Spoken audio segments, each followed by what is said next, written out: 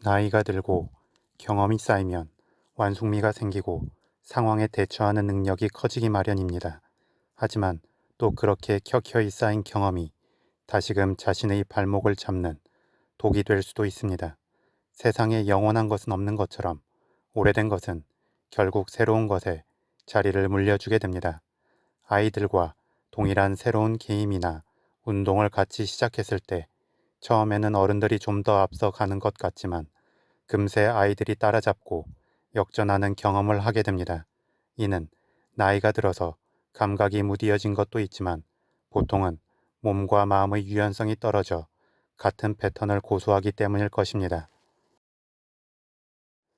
카르타고의 한니발은 로마의 본토인 칸나이에서 경험이 쌓인 강력한 군대, 주변의 지형을 이용한 군사 배치, 적의 공격 전술을 예측한 대응 전술 운용, 전투 이전에 적의 사기와 체력을 꺾기 위한 식수 수급 방해, 적이 떠오르는 태양을 마주하도록 한 전투 시간 선정의 디테일 등을 통해 대승을 거두었습니다. 특히 한니발의 경험 많은 군대가 신병이 많았던 로마 군대를 상대로 망치와 모루의 전술을 정석적으로 잘 활용한 사례이기도 했습니다.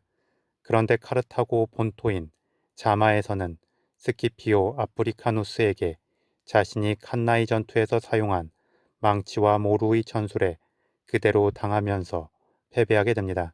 자마 전투의 패배 원인은 칸나이 전투에서와 달리 한니발의 부대는 자신의 정예병 일부를 제외하면 경험 많은 군사들이 적었습니다. 또한 칸나이 전투 때와는 달리 강이나 숲의 지형 지물을 이용할 수 없었습니다.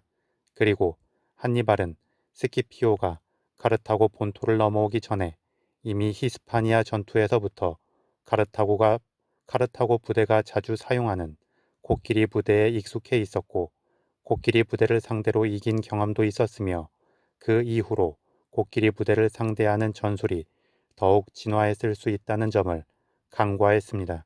또한 스키피오의 군대가 연이은 전투로 경험이 쌓였고 기세가 올랐다는 점도 간과했습니다.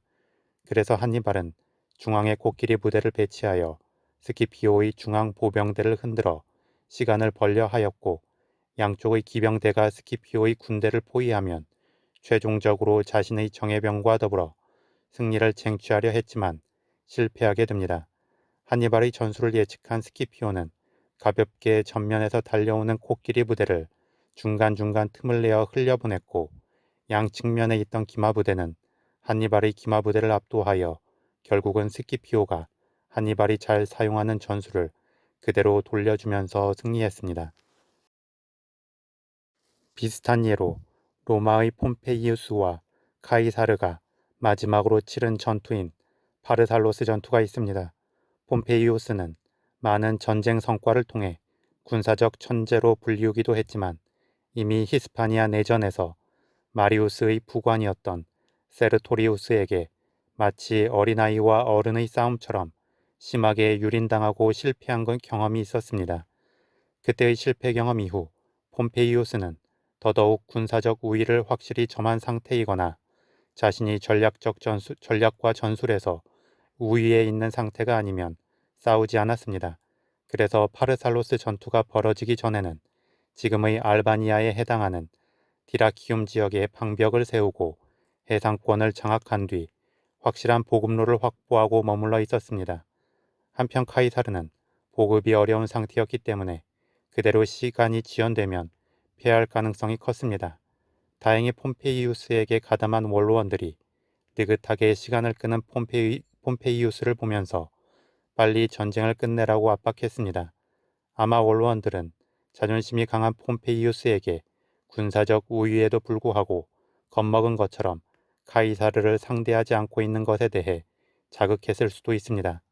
그래서 폼페이우스도 카이사르와의 전면전을 하기로 마음먹었습니다.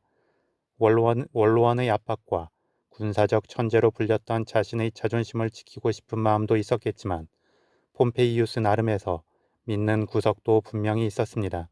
일단 카이사르보다 군대 규모도 컸고 다수의 원로원들에게 지지를 받으면서 정치적 명분도 있었으며 카이사르와 함께 2인자 역할을 하며 기마대를 이끌고 갈리아 전쟁을 수행한 라비에누스도 있었기 때문이었습니다. 특히, 특히 보병의 규모뿐 아니라 라비에누스가 이끄는 기병대의 규모도 카이사르를 훨씬 더 압도하고 있었습니다. 그런데 폼페이우스는 카이사르가 자신이 군사적 우위를 점하고 승리했을 때의 적과 같은 부류가 아니라 자신이 군사적 우위를 점하고도 이기지 못했던 세르토리우스와 같은 부류이고 오히려 그 이상이었다는 것을 간과했습니다. 아마 열악한 상황에서도 탁월한 전술과 임기응변으로 역전 승리를 이루었던 카이사르의 능력을 알았겠지만 너무도 확실한 군사적 우위에 있었기 때문에 그러한 군사적 우위에서의 승리 경험만 생각하면서 애써 그것을 무시했을 것입니다. 그렇게 폼페이우스는 바르살로스 전투에 임하여 가장 기본적인 모루와 망치 전술을 구사하기 위해 좌측에 배치했던 라비에누스의 기마대를 출동시켜 카이사르 부대의 우측 기마대를 무너뜨리고 뒤로 돌아가 포위하려 했습니다. 하지만 애초에 자신의 열악한 기마대가 라비에누스의 기마대를 직접 상대하여 이길 수 없다는 것을 알았던 카이사르는 뒤로 포위하려 돌아오는 라비에누스의 기마대 쪽에 긴 창을 든 예비대를 몰래 배치하였고 결국 뒤로 돌아온 라비에누스의 기마대를 무너뜨리고 오히려 폼페이우스의 좌측으로 밀고 들어가면서 상황을 역전시키고 승리했습니다. 한편 제갈공명은 유비가 죽음을 앞두고 마속은 말이 실제보다 과하니 중용하지 말라고 유언했음에도 불구하고 마속을 중용하여 중책을 맡겼다가 1차 북벌에서 실패하고 맙니다.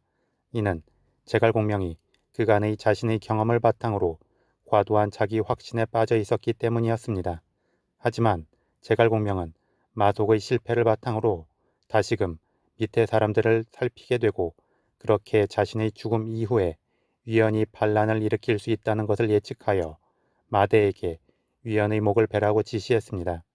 그리고 이세돌은 AI를 상대할 때 자신이 두는 바둑의 기본 패턴과 자신의 바둑 스타일을 이미 AI가 파악하고 있다는 것을 깨닫고 전혀 생소한 한 수를 둠으로써 AI를 혼돈에 빠뜨리고 승리를 얻게 됩니다. 또한 사업 초반에는 독재적이었던 스티브 잡스가 중간의 실패와 수모를 이겨내고 돌아왔을 때에는 부하 직원의 확신에 찬 강력한 주장은 주의 깊게 듣고 그 직원의 주장을 지지하고 지원하면서 죽을 때까지 새로운 혁신을 이어갔던 사례도 있습니다. 이처럼 자신이 그동안 쌓아온 성공 경험은 나중에 완전히 어긋나기 전에 중간중간 문제가 있다는 신호를 보냅니다. 즉, 자신의 경험을 토대로 한 선택의 방식을 수정할 기회를 주는 것입니다. 그리고 이러한 경고의 신호를 앞서 잘 수신하고 향후 선택에 반영하기 위해서는 항시 자기 반성과 더불어 비판받고 지적받을 준비가 되어 있어야 합니다. 사실 나이가 들어 누군가의 조언을 듣고 비판을 받는다는 것은 쉬운 일은 아닙니다. 또한 자신이 기존에 유지해오던 성공의 패턴이 문제가 있을 수 있다는 신호를 인지하고 나서도 일반적인 습관을 바꾸는 것은 어렵습니다. 따라서 죽는 순간까지 위대하다고 인정받는 사람이 극소수인 이유이기도 할 것입니다. 다만 나이 들어서 기존의 패턴을 깨는 변화를 추구하라는 것은 완전히 근본부터 바꾸라는 것이 아니라 끝의 일부만 바꿔도 된다는 정도로 생각을 하면 또 그렇게 불가능한 일은 아닐 것이라 생각합니다. 이는 마치 요리의 중심 재료는 같지만 작은 양념의 변화에 따라 전체의 풍미가 크게 달라지는 것과 같아서 그 사람을 마주하는 사람에게는 큰 변화로 느끼게 할 수 있고 다시금 승리의 주도권을 잡을 수 있을 것입니다. 남들이 이미 인지할 정도로 자신만의 성공의 일반적 패턴을 확실히 만들어 놓고 적들이 그 일반적 패턴을 깨기 위한 방책을 들고 나왔을 때 작지만 변화된 한 수로 전체의 판을 뒤엎을 수 있는 것은 오직 경험의 완숙미가 쌓인 그러한 사람만이 할 수 있는 특권이기도 합니다. 추가로 스티브 잡스와 함께 일하면서 픽사의 최고 경영자였던 에드 캔멀은 브레인 트러스트라는 회의를 통해 성공 경험의 익숙한 패턴에 빠지지 않도록 독려했다고 합니다.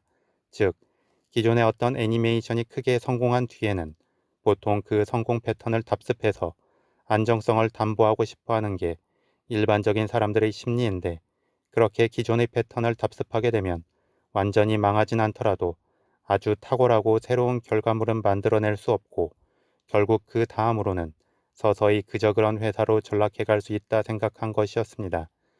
그래서 브레인 트러스트 회의에서는 새로운 작품을 구상하고 어느 정도 완성된 작품을 선보였을 때 여러 사람이 모여 가감없는 평가와 토론을 했다고 합니다. 그리고 그 회의 결과에 따라 거의 다 만들어 놓은 작품을 완전히 폐기하고 처음부터 새롭게 만들기도 했다는 것입니다. 그렇게 픽사는 지속적으로 혁신적인 애니메이션들을 선보였고 꽤 오랜 기간 성공 신화를 이어가게 됐습니다. 결국 조직이나 사람이 시간이 흘러 자신의 성공 패턴이나 습관을 깨는 것은 힘든 일이기는 하지만, 또 그렇게 새로운 변화를 만들기 위해 노력하고 깨어있는 것은 지속적으로 성공과 젊음을 유지하는 비결이기도 합니다.